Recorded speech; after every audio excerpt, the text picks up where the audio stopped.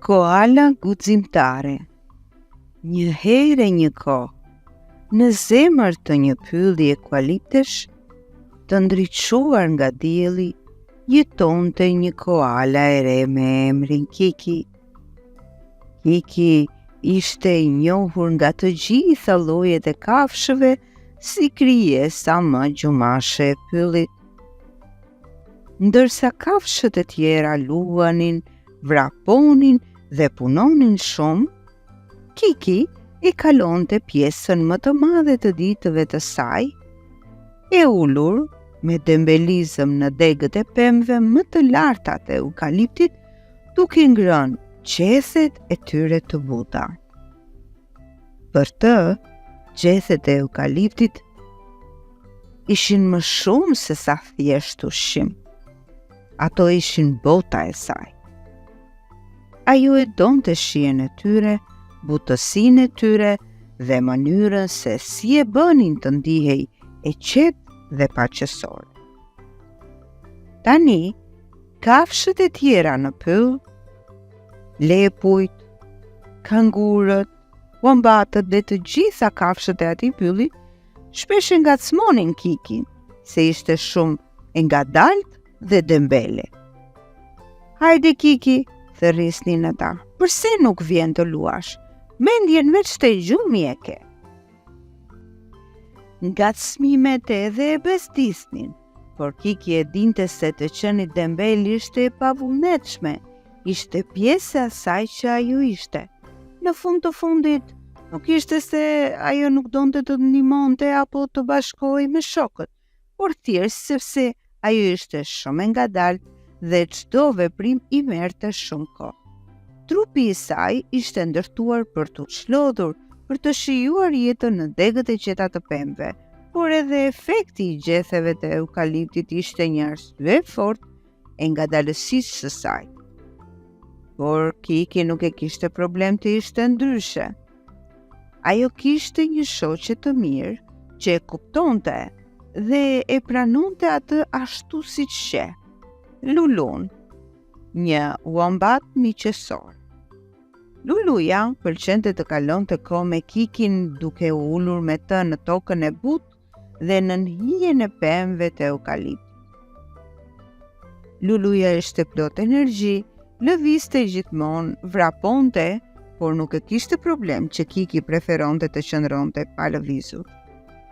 Ato janë shoqe të mrekullueshme dhe ndajnë momente të lumtura së bashku.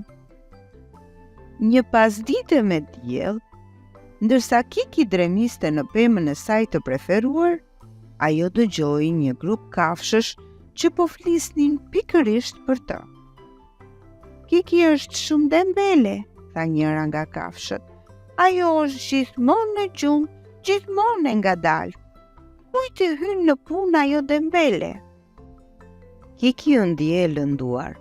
Ajo e dinte që kafshët e tjera nuk e kuptonin atë, por Luluja, shoqja e saj, e cila gjithashtu i kishte dëgjuar, nuk u tha asgjë atyre kafshëve. Në vend të kësaj, ajo ju afrua pemës së Kikit dhe tha me një buzëqeshje të ngrohtë. Ti e di Kiki, unë mendoj se je një koala më e veçanta në pyll.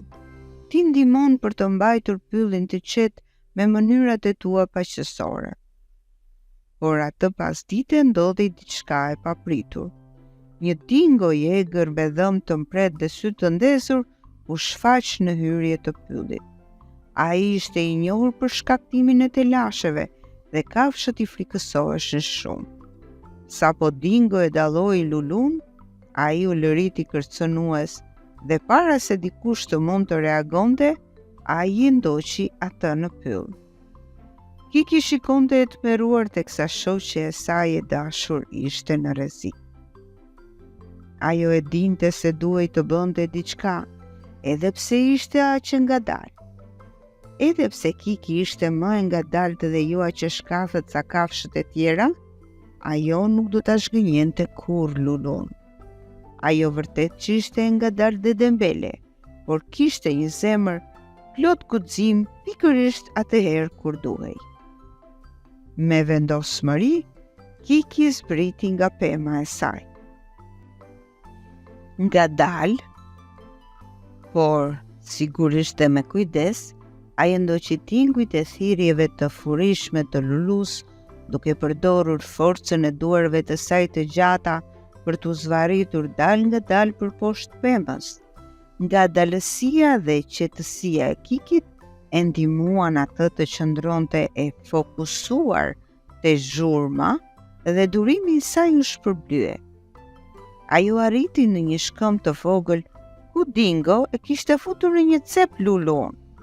Duke përdorur të gjithë forcën e saj, Kiki u hodh nga njëra deg në tjetrën duke u hedhur me një goditje të lehtë përpara Dingos. Dingo, i befasuar nga pamja e papritur e koalës së guximshme, u ndali tulatur. Kiki nguli këmbët në tokë dhe fërshodheu, duke i treguar Dingos se nuk kishte frikë. Dingoja, duke mos pritur një sfidë të tillë nga një koal dembele dhe ngadal, kroi edhe një herë dheun poshtë këmbëve dhe u tërhoq. Luluja vrapoi me shpejtësi pranë Kikit dhe së bashku arritën të tremnin Dingon.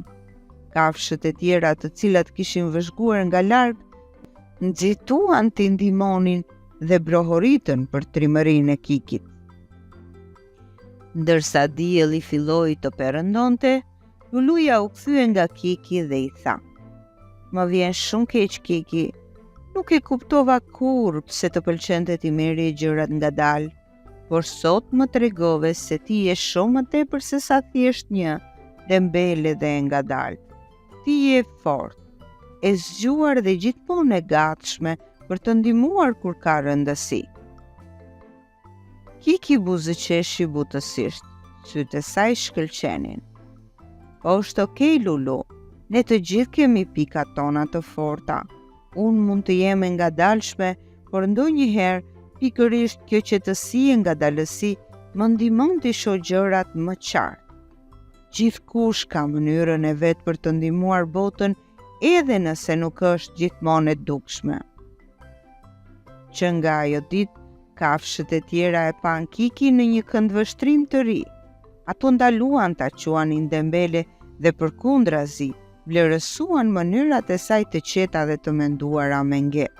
Ato e kuptuan se durimi dhe mirësia e Kikit ishin cilësi të rëndësishme për ruajtjen e paqes në pyll.